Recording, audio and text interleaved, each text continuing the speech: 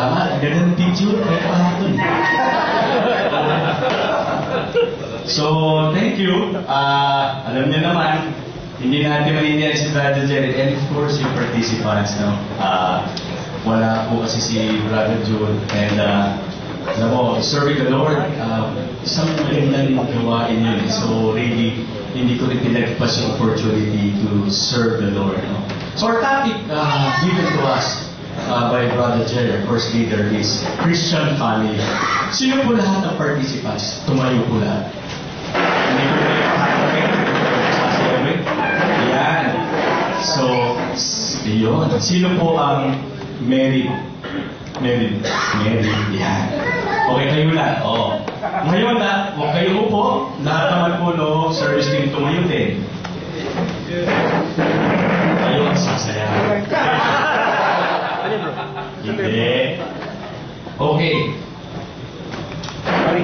Lahat po, no, pwede kayo, or meaning, pwede kayo yung family kayo, pwede yung 2, 3, 4, 5, 6 yung anak, no? Or, kung tingin nyo ba, mas lamang kung magkakapatid kami na 1, 2, 3, 4, 5, 6 yung anak, no? So, lahat po ng may isang anak, o ikaw, bunso ka, o ikaw, mag-isa ka ng anak, pwede na hukay mo po, isang anak. Okay, or magkakapatid, isa na, only child ka lang. Yeah. Okay. Now, sino naman po yung 2 anak o 2 kayo magkakapatid? Pwede na rin po kayo po. Parang kami po, 2 anak namin. O, yan. Sino yung 3 ng anak? O kayong 3 magkakapatid. O, 3 magkakapatid. So, sino po ang nakatayo? O, marami ba? Nakatayo ka, no? O, 4, 3, o 4 magkakapatid. O, 4 na kapatid. O, yan. 2 pa. Ano mo? Kasi si Carlo. Ay, nag-picture ka. Sige, kami, tsaka si Romel, 4, no? 4 na magkakapatid. 5. Kaya, 5. 4, 5 magkakapatid. So, yun yung magkakapatid, no? Makikita mo natin ngayon, dati, kukunti na lang kayo yung talaga. This point in time na 4 o 5 ang anak, no? Nagiging 2.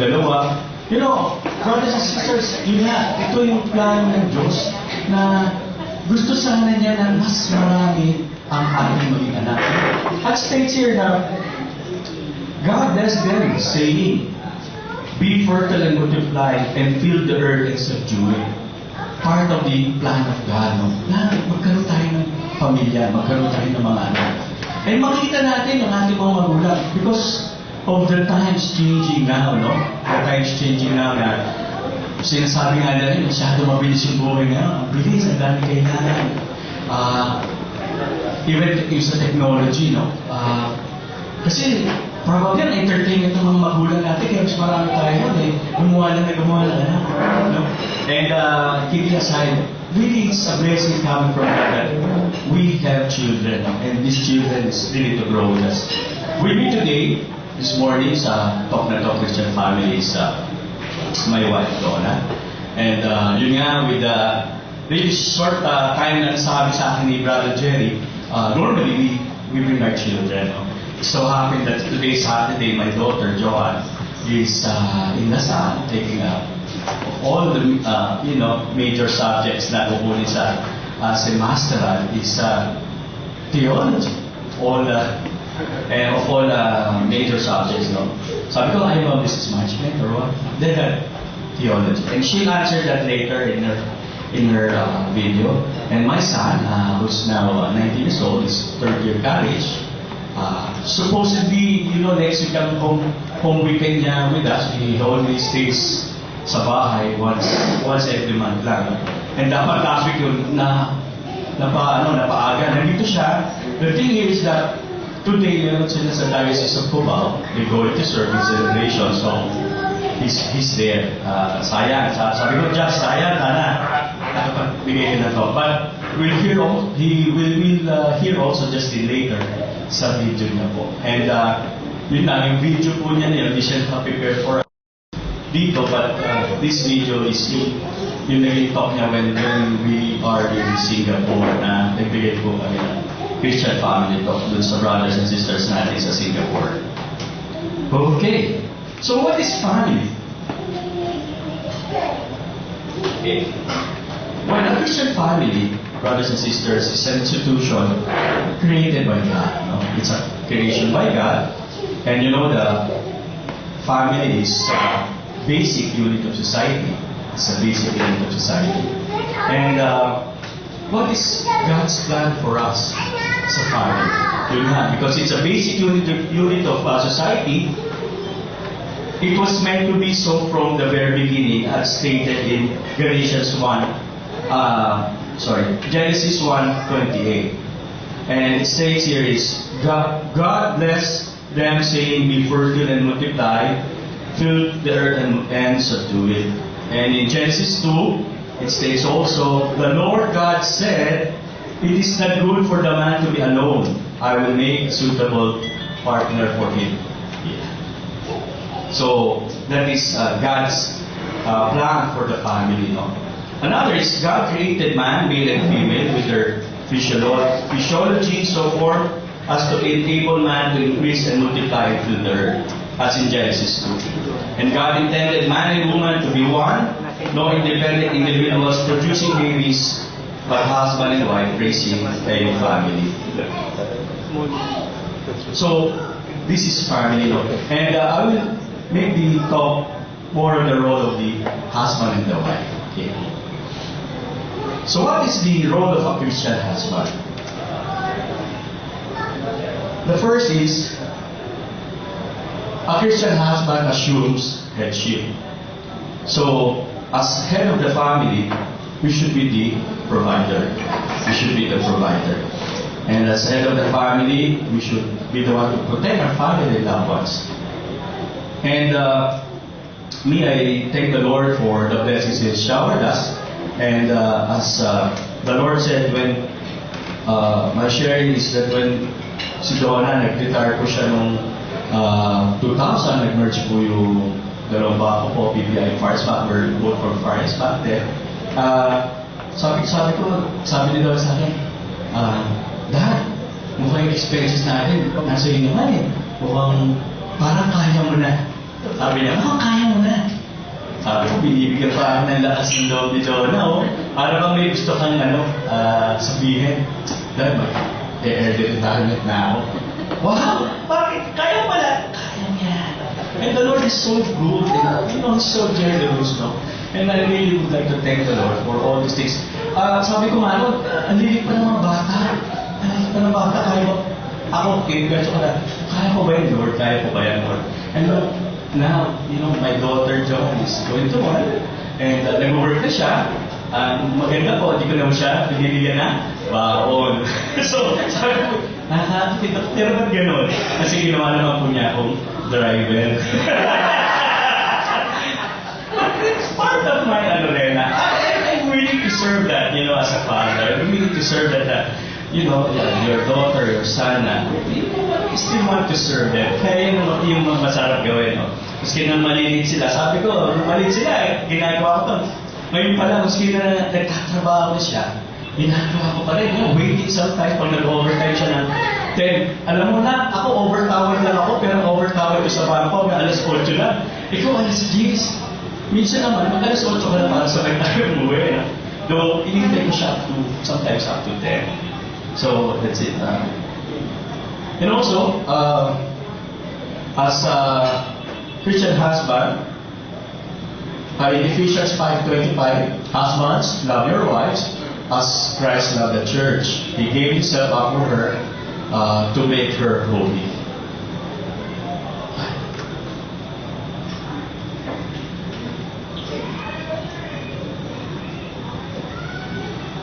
So, of course, with my wife, of course, I have also duties to do, not only for the children ko. No? So, syempre, I have to pamper her. No? Kaya, Pag may kailangan siya, binibigay ko din, no? Pero pag alam naman niya, pag di ko kaya, okay lang lang, mahal pa rin kita. Yeah! Totoo na. Then, because actually my wife is my intercessor, no? So she always pray for me. And yun ang maganda na nakita ko na binigay rin po ng magulang sa akin na my dad is also a good provider. And in the family, we have that. At least we have the headship in the family. As headship of the family, he provides. Okay, as Christian husband serves the Lord. As we serve the Lord, as husband also, as father to the family, basic church yun. That's our basic church, the family also. We serve also. And maganda, I see this to my parents who serves. My parents are cooperators of the Salesian family in Don Bosco. And when they serve, and sa parokya, my dad is yung nagbibigay ng Eucharist, no? So I see that in my dad. And nakuha ko po yung service niya. And this service, which I love most, is that at the age of when we're still very small, kasama kami sa mga Legion of Marys, nagsalisya na kami, mga Sabi Friends, yung altar boys. And this is kind of when I was 18, up to now, lector po ako sa parish, no? Lector since I'm 18 years old. So sabi ko, Lord, thank you for this service, no? And ang maganda, when nagkaroon na po ako ng mga anak, no? My children, nagsiserve po kami sa parokya. When we serve, lahat po kami lector. Ako, si Chobdaw, nakatabi ko, at si Joanne, I think. Sometimes, hindi ko na kinukuha yung first reading. Kinukuha na ako ni Dawn, ni Joanne. Kinukuha ko yung Salmo. Because we sing the psalm, you know. Kasi medyo makapal yung mukha ko. Nakakatawa sarap ng tao ng psalm. So, thank you, Lord, for giving me. For the past 30 years of serving this, every time I serve, I pray. Because kahit papahan pala, if I go and read the Word of God, ito may nakakabahan. Up to now, Lord, bakit? Because it's not really me proclaiming it, no? It's really the Lord saying to His people, and I thank the Lord for that. And for the service, kasi as one family we serve, nandito kami sa baba. Si Justin po nagsiserve as altar boy. Nandun naman po siya sa taas ng altar, no? I mean, hindi sa altar. sa may, kasama niya yung pare. And of course,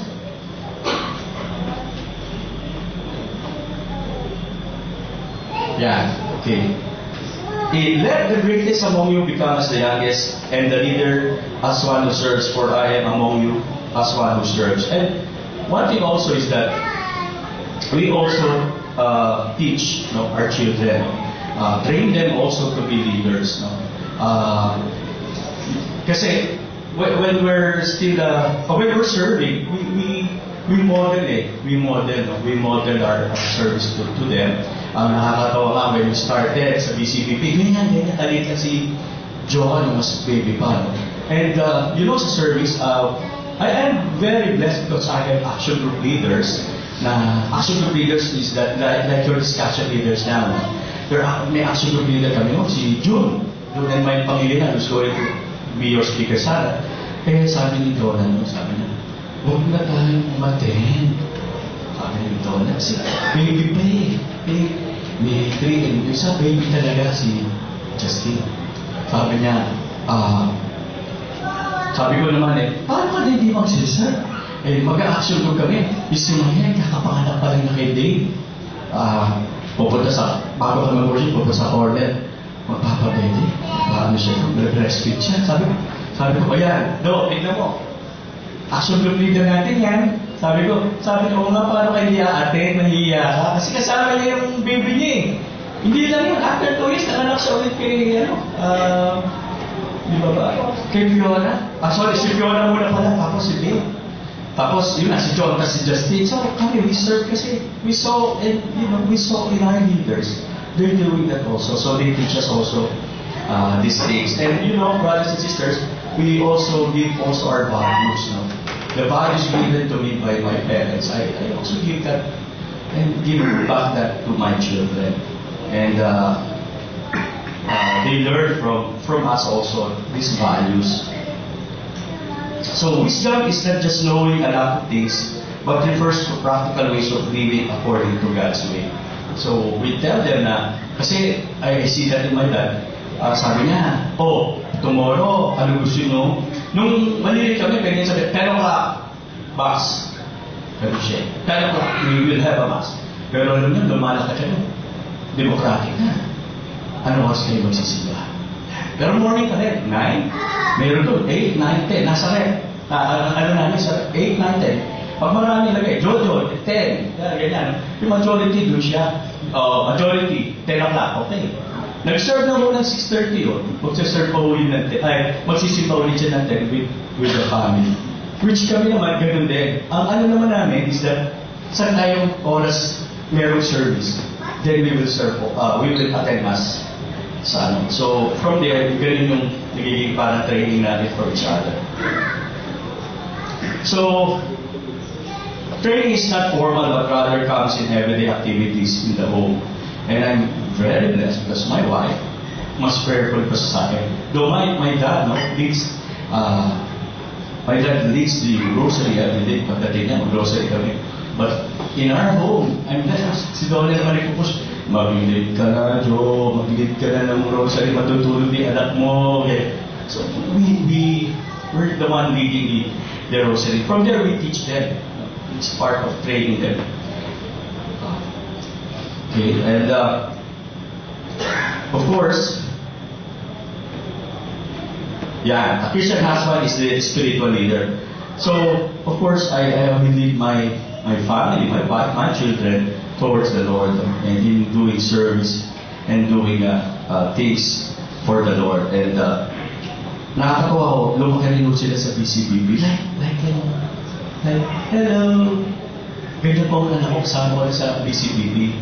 So, 19 and 21 na sila, they also serve sa youth ministry natin. And sabi ko nga, natuwa ako because Justin, in the praise fest po yung youth, nag-lead po si Justin for the youth.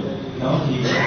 And natutuwa ako kasi some of our young members, mga anak po ng BCBP, tinry po na yung di Brother Jeff, no? to pray yung mga worship songs. So, that's way of training also our children in the service. So, as spiritual leader, we also lead them to Jesus, to the different trainings, teachings, and workshop that we give in BCBP.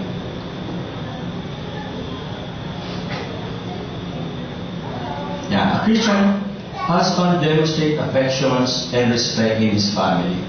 So, we always give time. We also give time to our children, even very busy in the work, very busy in the service. We also give time.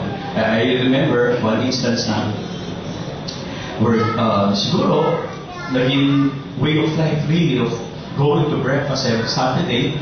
And my son Justin entered seminary when he was 11 years old, 12 years old, sa minor.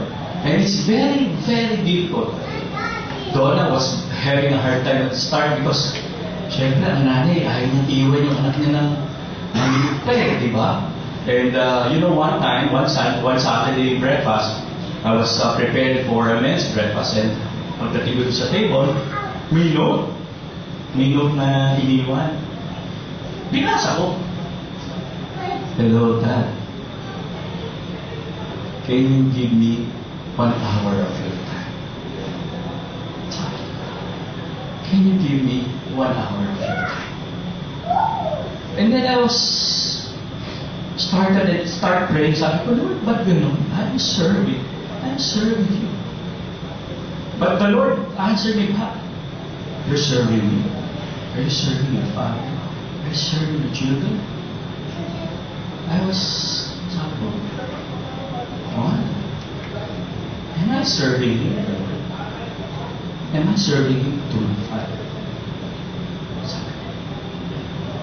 Sabi ko, Lord, sorry. So before I go, to the breakfast, I went to his room. Na, kamusta? Babalik ko.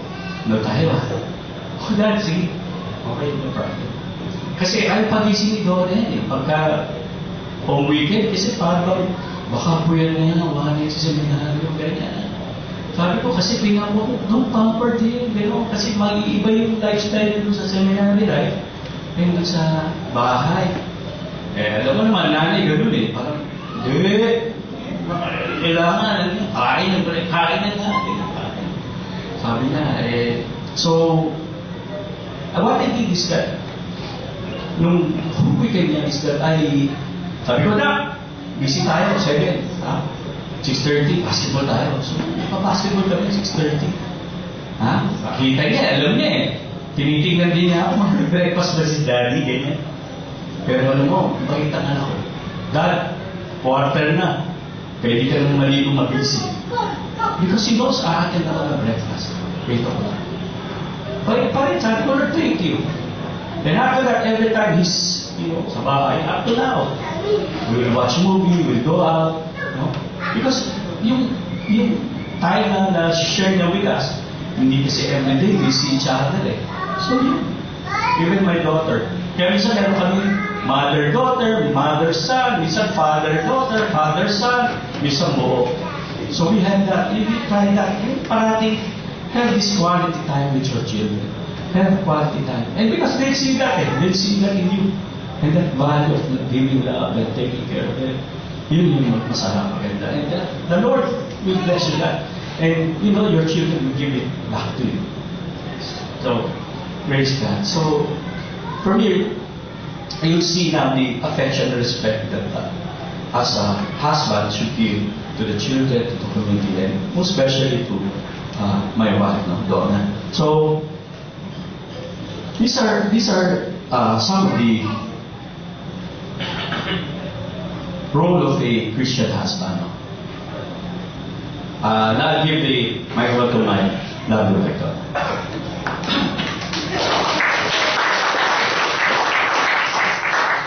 Good morning, brothers and sisters.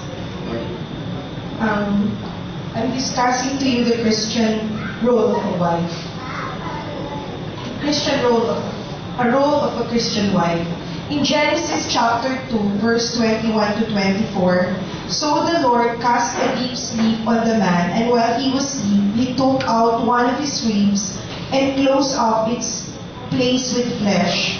The Lord God then built into a woman the rib that he had taken from the man, and quote.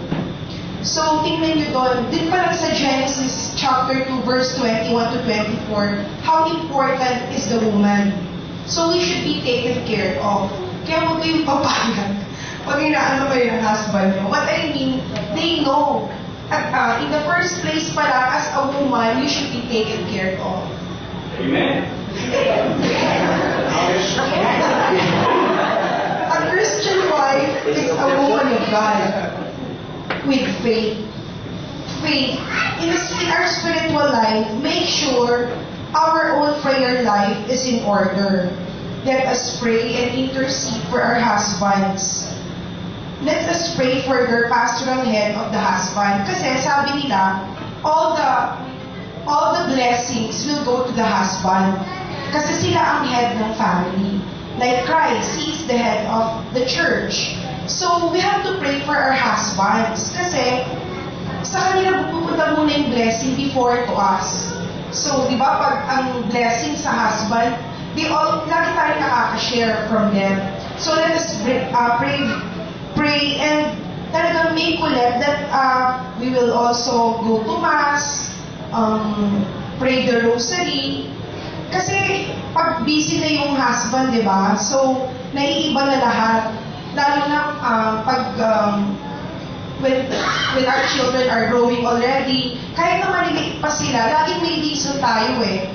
Lagi tayong may reason to be busy. Pero yung praying, dapat po natin mawala sa... So that's my privilege of being a housewife. Yun yung privilege na binigay sa akin ni Lord.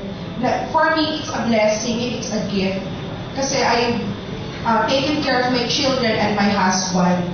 And because of that, we're beginning to be closer to the Lord. And the second one is love. Of course, in love, madaling sabihin, but in action, mahirap. So we have to express our love, honor, and respect for our husband. Let us appreciate our husband's small achievements. Like kahit bagong gupit lang siya, sinasabihan ko siya ng gwapo siya. Pero totoo yun. Because we have to appreciate our husbands. You know why? Baka iba mag-appreciate yan sa office. Totoo yan. Kasi diba yung mga husbands natin when they're away, syempre they are talking with other people, with women. And as human, kahit ikaw as a female, you want to be appreciated. Compliment mo siya. So, dapat mauna mag-appreciate sa kanya kung may bago siyang ano bagay, sa kanya i-appreciate natin. Kasi even small things, pag may iba pang nakapansin yan, at magbigay pa ng attention yung husband mo sa iba, mahirap na. So let us be, tayo pa lang, sa atin pa lang, parang boyfriend pa rin tayo, gano'n. Kasi kahit na kahit small things lang, we have to appreciate them. And raising our children, we should also love, honor, and respect their fathers. Pag meron tayong konting differences with our husbands, huwag na natin itamo yung bata na, uy, ganyan ang daddy mo, ganito, ganito. So, kung may kasalanan siya, for example, major kasalanan, let us not talk with our relatives, with our parents, our sisters.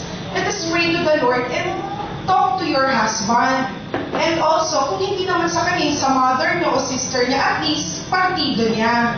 Hindi siya masisira. Kasi kung nagkaayos kayo, masisira siya. Diba? At least, ang tingin pa rin ng ibang tao, ng ibang pamilya mo, maayos pa rin yung pagsasama niyo at maayos yung nakuha mong asawa. So, for me, we should always affirm our husbands and of course our children. Even our children's talents. Kung anong kaya nilang gawin, dapat we have to support them. At saka totoo yun, if you want to make our children good in school, syempre dapat you have to guide them, teach them, tutor them. Kasi as you can see, di ba nowadays, kung ano yung nag-excel yung bata because of their parents. For example, in singing, si Regine Velasquez, tinrain siya ng father niya. You will never see a child who excel without the parents, yung talagang sila yung nag-train. So, we as parents, especially mothers, lalo na may maliliit pa yung anak nyo, let us do our best. Kung ano gusto natin siyang maging, let's do our part and share para whatever dreams they have, we can help them achieve it. And let us allow our husband to meet all social and family gatherings. Like in our families, dapat siya yung maglilid ng prayer kung meron tayong bisita, hindi laging mami. Usually minsan pag sisimba rin tayo, dapat yung daddy talaga. Sa bagay naman ngayon, almost kaya that's why we have this BCBP. Let us be thankful for that, na our talagang role dito sa BCBP is to support our husband. And the next one is the quiet spirit. Quiet spirit, care for the personal needs of our husbands, like the clothes, the food. Make sure that our environment is in order. Of course, pag uuwi siya, dapat maayos yung gamit. I know how difficult to be a working mom. Kasi naranasan ko din yon. Pero we have our own thing. Of course, our husband knows our limits. Pero at least, we should not let them always know na yun yung reason natin not to be clean in our house. Dapat we have to do something about it, most especially sa home. Pagdating natin is in order, maayos, para yung isipan din nila, and even our children, they will be in peace din sa house na pupuntahan nila. And we must be sexually available and know what his needs are. Of course, let us be open to our husband, whatever we need, even in sexual matters. Kasi husband mo na siya eh. Kaysa mag-delusion pa siya ng iba or ikaw. So, it's better. We have to be open and open communication. That's why it's also good to be friend with your husband. Kasi, sino pang tutulong sa'yo or sino pang makakaintindi sa'yo kung di ang husband mo. Anyway, talagang that's your gift from the Lord. That's the blessing. Di ba minsan, we always ask the Lord, ano pong mga blessings, Lord? Ba't ganun ang buhay? Pero actually, nasa harapan na natin yung blessing natin, yung kasama na natin. So, let us find good good things in our husbands. And holiness, yun nga yung holiness, it's our faith. It's hard to become holy, pero that is really our aim, to be holy. That's why we go to Mass, we read the Bible, we attend these visiting meetings to focus on the Lord. And the next one is gentleness. This is usually the speech patterns we have. Be a source of blessing and kindness. We speak gently with love. Ito man nahirapan ako dito.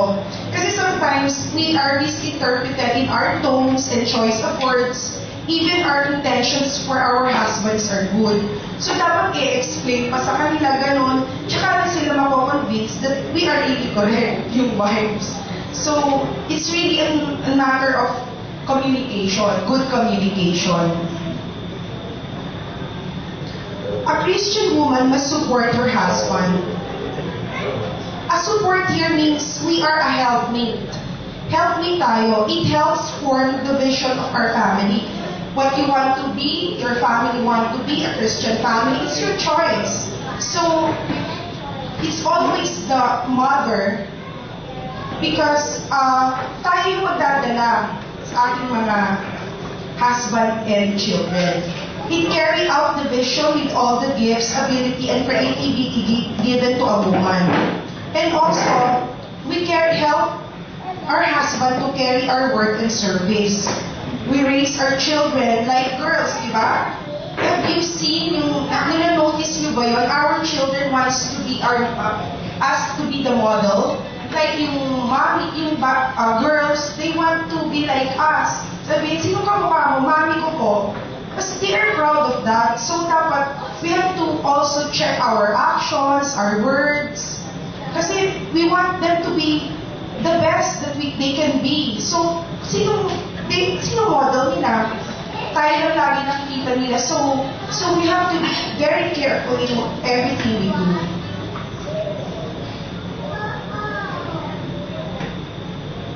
Ito, a Christian woman must be submissive to her husband.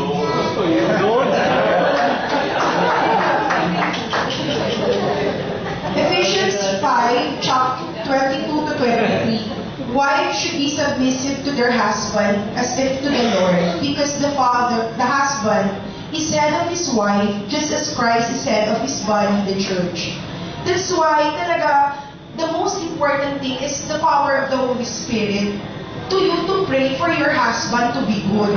Kasi parang tayo magsasubmit sa husband kung yung husband mismo natin hindi good husband. So we have to pray very hard that we will also be submissive to them because we are the light of our home and they are the blessing in us. So dapat ipag-pray natin sila so that we could be submitted to them. And the next one, a Christian woman must make a home. So, sinabi ko nga kanina, we should motivate everyone, our children, our husband, to go to our home na maganda, mabango, malinis, at saka yung peaceful. And always, in the eyes of the world, we will look like fools. Di ba yung ibang mami, nag-iintay tayo ng gabi-gabi. Minsan, our husbands will go home very late, or our children, talaga tayo mag-iintay. And also, we must have mutual trust, honor, and respect based on the Lord that can be above guidelines become a possibility. At the end result, if our husband is a blessing, we should also be a blessing and not curse. And we are the healing power tayo ng family. And we are the life-giving sa ating mga anak at asawa. And of course, the most important, we should encourage our husbands and affirm them that we are there for them.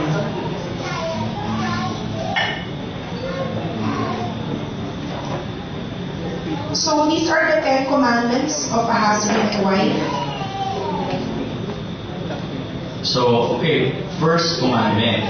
Ito, yung suggestion, but this can really help, no? So, keeps priorities straight. Keeps husband as first. So, So yung priorities nga natin, as I said, as a husband, as a father, is being a provider. And of course, as a priest of the home. Meets wife's needs. Parati naman, di ba? Comforts her husband. So yung mga luto natin, kaya lumaki. Kitang-kita naman, love eh. And you know why? Pagka kumakain kami, you appreciate your wife, yung asawa nyo. No? Kaya kung pagka kami mag-anak, pagka saan kumain, may nakagano pa kami sa mesa, nakagano sa mami. The best ka talaga, ma. Gagano kami. Kasi masarap yung luto niya eh. So, appreciate also. Don't take his wife for granted. Keeps herself attractive and is proud of her woman. Yan naman mabang parati pag umuwi ako.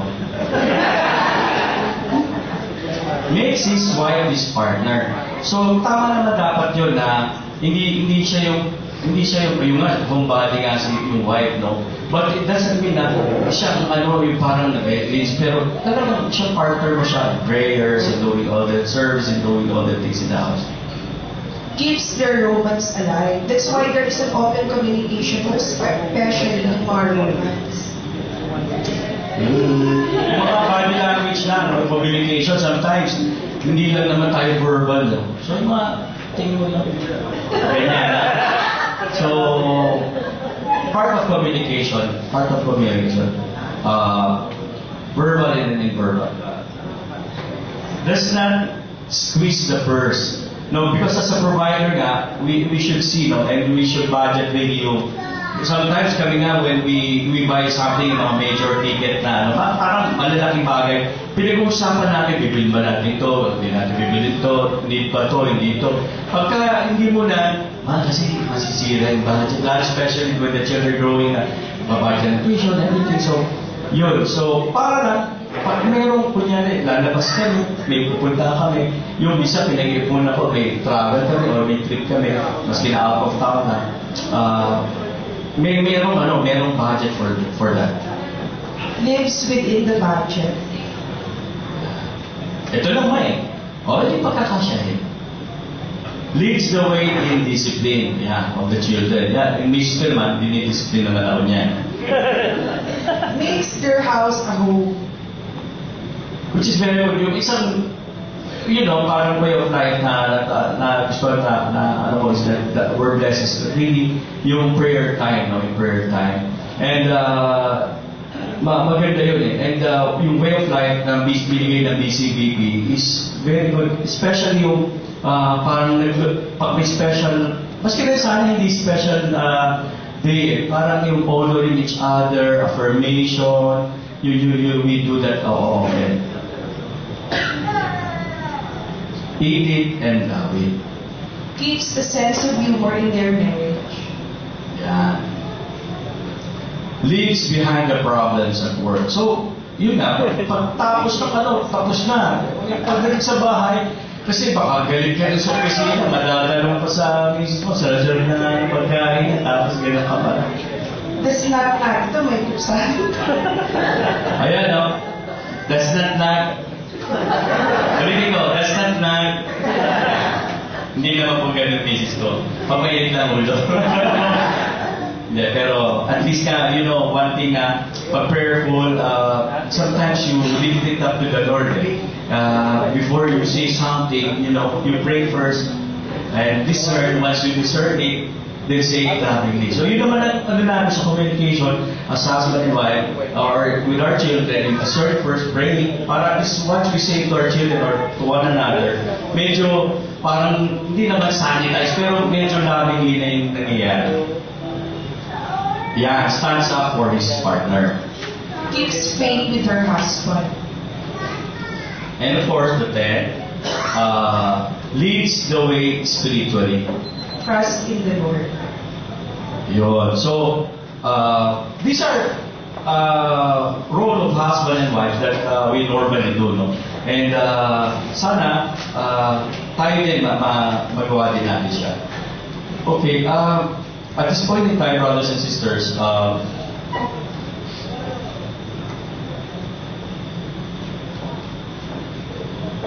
okay. So, the plan of God in our family is a place of teaching and training the children. This is a place for training leaders in for the church, which is a domestic church. And that's family. And what can we do? No? So, brothers and sisters, really we have to make a decision that really we want God's plan to happen in our family. Take time and give attention to the task of building a strong Christian family. Pray together as a family. So, very important po yan, yung prayer life po natin as a family. Always, the father, the wife should help and the children should help, that the father assume full responsibility for the spiritual and material needs of the family. And learn more about God's vision for the family. So, of course, I thank the Lord that I'm in this community, because if you have problems, sometimes you have friends in the community that you seek guidance, you seek advice, no? Kasi sometimes, kami ni Donna, we give pre-K na, no? At part of the family commission kami sa parokya, and we give pre-K na doon sa kakasali, no? And you know what? One advice that we give is for them to have a community. Why? Because sometimes if they have friends na iba, no, baka advice sa kanya, palitan mo niya, explitan mo niya, you know, yung gano'n, no? Instead of, you know, you pray to the Lord, baka okay pa, makakusapan, you know, if you have a community that's helping you, no? So, these things, no, these things that we can do to really help the Christian family. And one blessing really last month, October, is that Pope Francis, even our Pope, no, gave very important aspect. Nakita na natin siya, no? Napaka-humble na, doing all things to different, you know, people. Simple things that really uplift our Christian spirit, no? And one thing he did, the Pope, is last October, inanin niya yung Synod of Bishops and to tackle the issues on the Christian family, no? And that's one good thing that the Pope did, no? Synod of Bishops, the cardinals, and they're tackling all the issues on the family. Now, brothers and sisters, kanina pa kami nag-share ni Lola. Let my daughter now share yung ano niya, no? So just listen and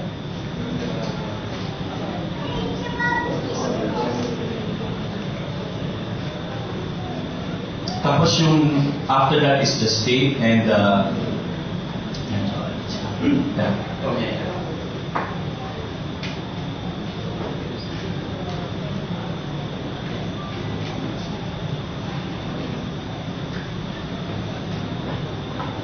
This is his sharing for all of us.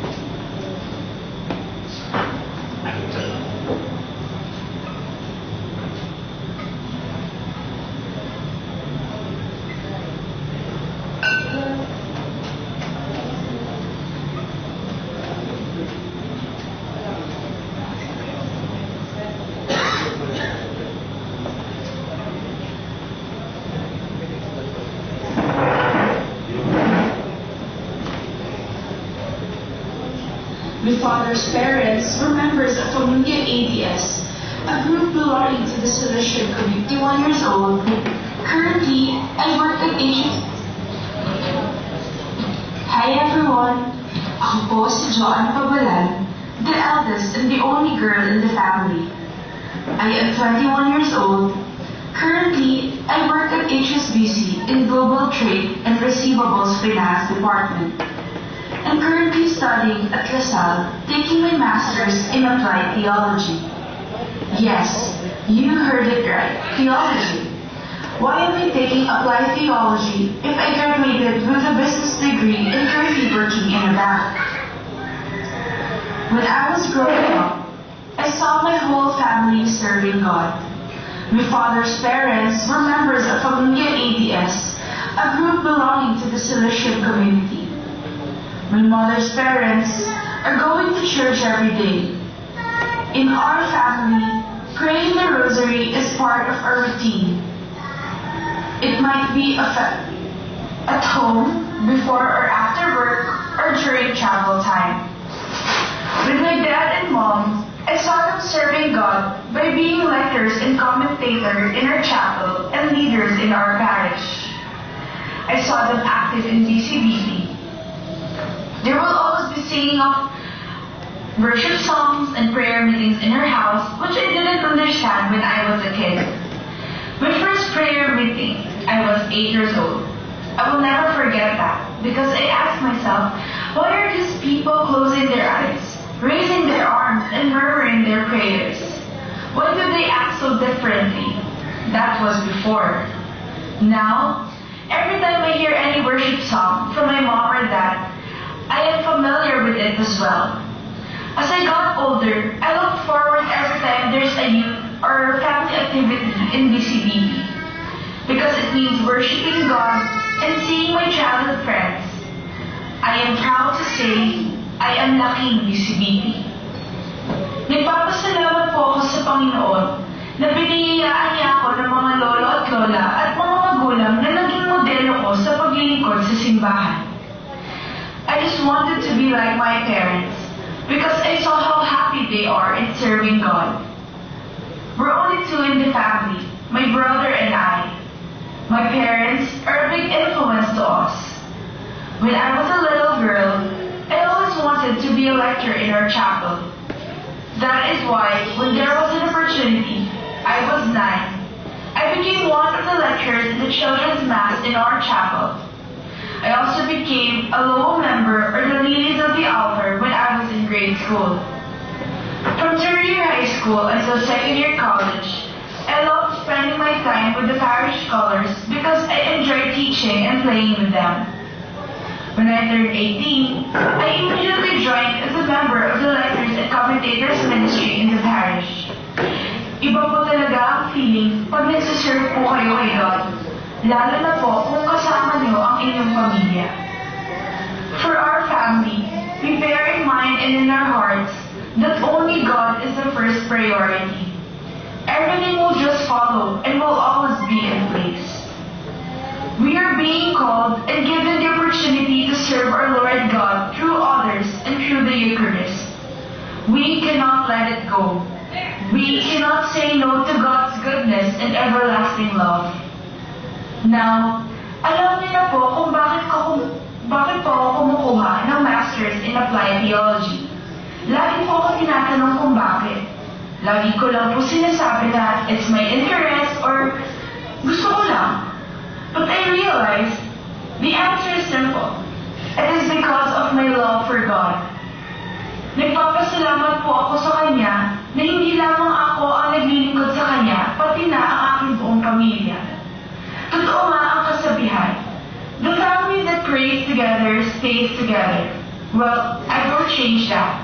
Para sa akin, the family that serves together stays happy together. Naway marami pang mag-anak ang may bukas na loob tumugon sa tawag ng Panginoon. Thank you po, and for God be the glory.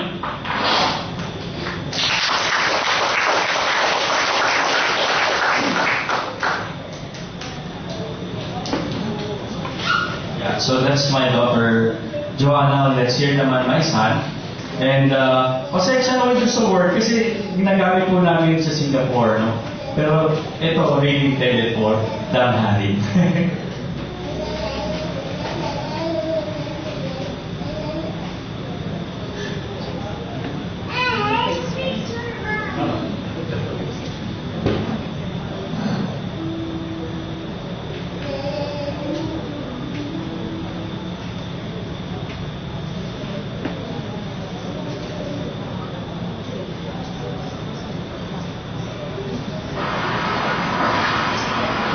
Five, four, three, two, one. Now I'm live here at my roommates on Carl Seminary, Makati City. Hello, magandang umaga po, Singapore. I'm Justice Severy Bagdosa Pabalan. In short, Justin. Time check, 11 o'clock in the morning. Well, located beside one of the busiest streets in the Philippines, EDSA. Oh yes. Well, you may not imagine how a seminary can stand and live beside this kind of street. However, because mercy and compassion, it does exist. Kasalukuyan ako po ay kumukuha ng degree ng AB Philosophy. If you're wondering, why here? Why sa seminary? Why not sa DLSU or AMU or UP?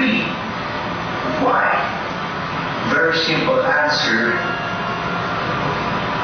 I'm longing to be your priest someday. Please pray for me. I just want to follow Christ, and hopefully someday I will be one, a shepherd of His flock.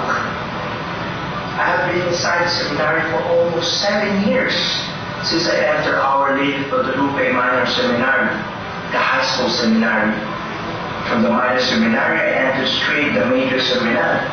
Yun, medyo may katagalan na. At minsan umaabot sa kalagayan na pinagsasawaan ko na din. O hindi man, nakakatuyulan na pakiramdam. Paulit-ulit. Gumising ng umaga, manalangin, magsimba, maglaro, mag-aral, matulog, at syempre, kumain. That has always been my favorite.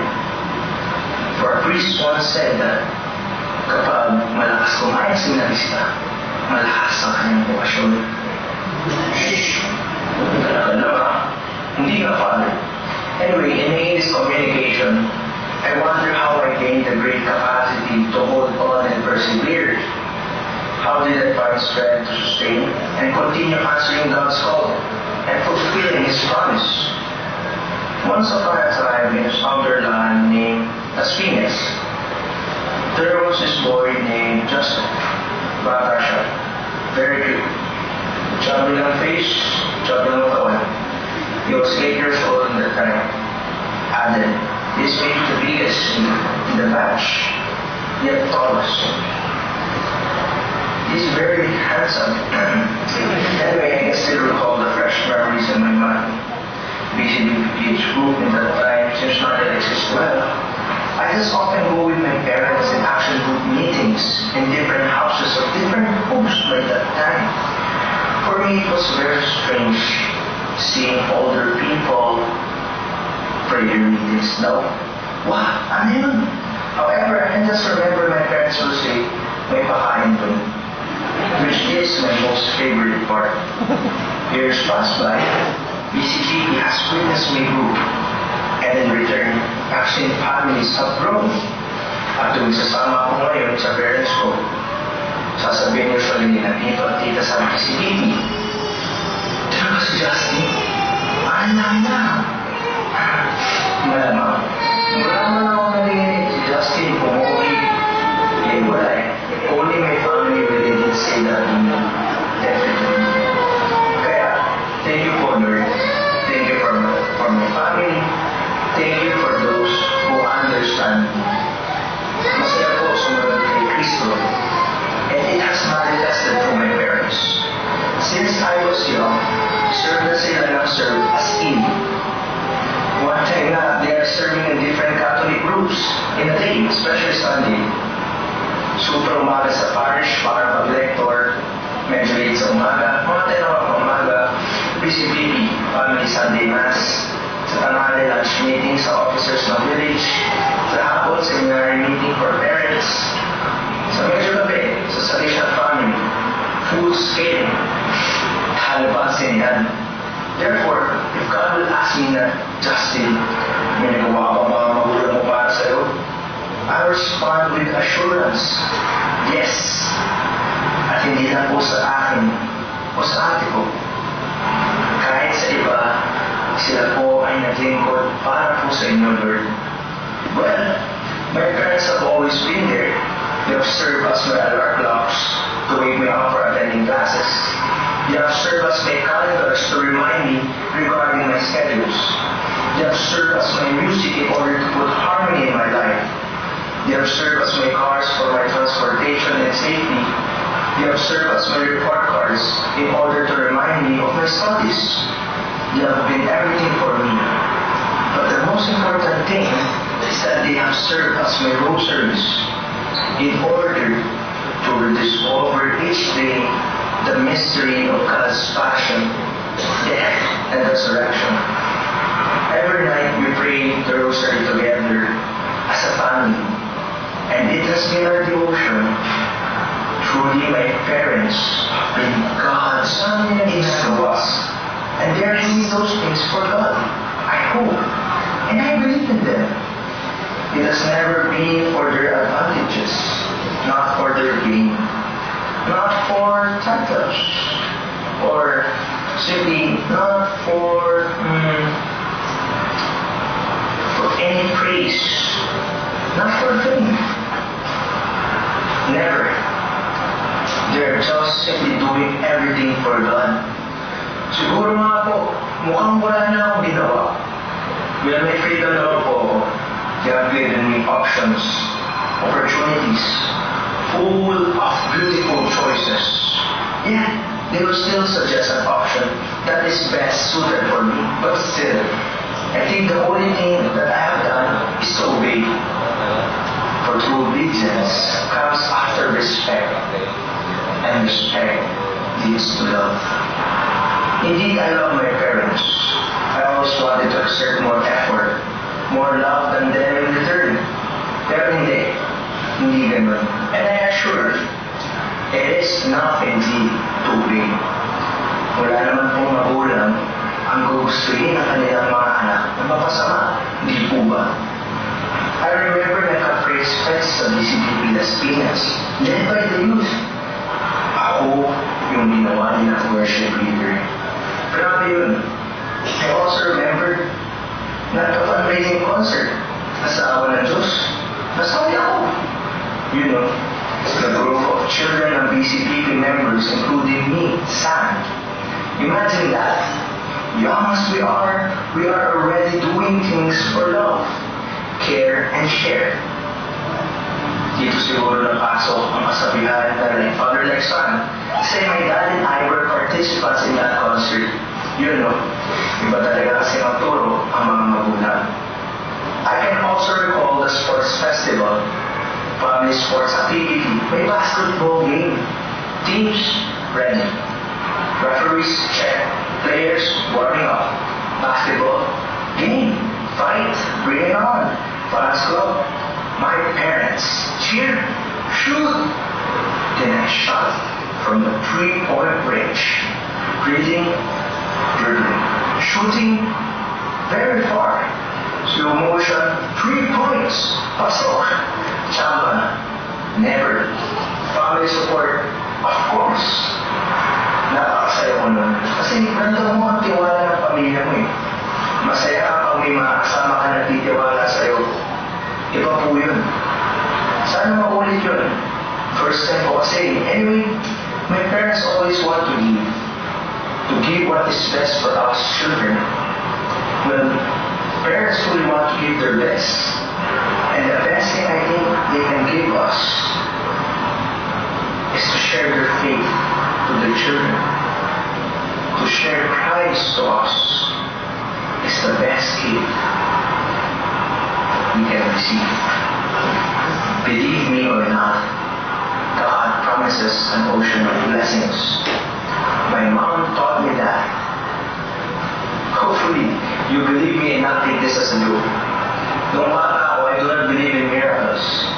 For my friends will not be around at times. Dumating din sa time na nakakatampo na ang BCBP. Nakakatampo si Lord. And BCBP means for me in that time, busy businessmen and professionals. Ano yun? May ganon? Ganon? Sorry. Nonetheless, through time, I got matured. And I have discovered the service they are giving. The time they spend a lot. Men may see it enough, for it is enough to put everything to God. For God makes all things new. In God, nothing is impossible. And it is my parents who taught me to believe and have faith, God. How deep is your faith? Ako na po nagsasabi, masarap magtaya ng buhay sa Diyos. At sa bawat pagtataya sa Kanya, Kanyang mga pangako ay apaw ng paglananang, apaw ng Kanyang mga biyaya, apaw ng Kanyang awa at pagmamahal. Be strong and courageous, for we are all called to be in mission. We are sent. Yan ang turo sa akin ng aking mga gulang, especially my dad. Last summer, San Carlos Seminary Community, including me, went to Tacloban for mission. And before going, my dad gave me an advice. Tulungan mo ang mga tao doon at mag-ingat ka. We may have different reasons of living. We may have different purposes in life. Nonetheless, let us always remember God's words. Do not be afraid. Go, I am with you. God is always with us. Therefore, in everything we do it for love, for service, and for God. We are needed to move through obedience. And I assure everyone that things will never go wrong. It may be difficult, pero bahagi lamang yan ng malaking pangako ng Diyos. Okay? SG, maraming salamat po. And please include our family who are in journey of following the footsteps of Christ in your prayers, that we may always persevere no matter what. I pray that we may also be an example of a family of love and compassion. In return, I will pray for our community at Singapore that you may not simply grow in number, but in faith. Always believe. Thank you so much. Thank you. You may contact me through my accounts on Facebook and Twitter. Also, you are welcome to visit me in San Carlos Seminary. Okay? At din ang patandaan na obey God our Father. Not simply because He will never go wrong, but because He loves us so much. In that way, we can learn to obey and follow our parents. Why? Love. Pag-ibig. Pagmamahal. May God bless us always. I love SG too, but it is more fun in the Philippines. Just kidding. Anyway, mabuhay SG. And now from PH, Justin is signing off.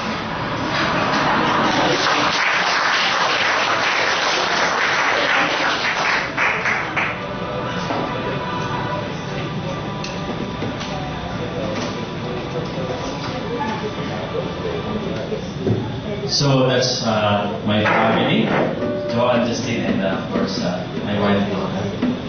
So let's be seated for a while and let's just close our eyes as we end this talk with a prayer.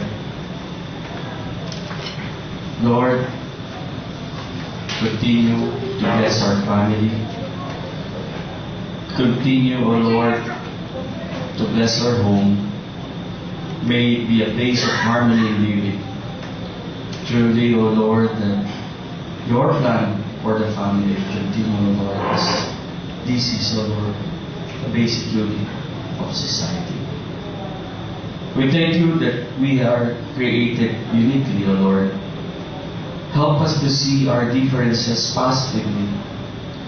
Continue opening up our hearts and our mind with true and loving communication. Help us to speak the truth to one another with gentleness, with mercy, with compassion, with kindness and love. Grant us the patience, the tolerance, and loving dedication.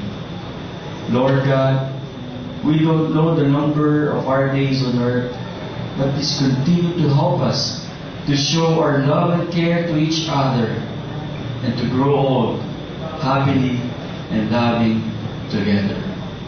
In your powerful name, O Lord, Amen. In the name of the Father, Son, and Holy Spirit. Muli, magandang umaga sa inyo at maraming salamat.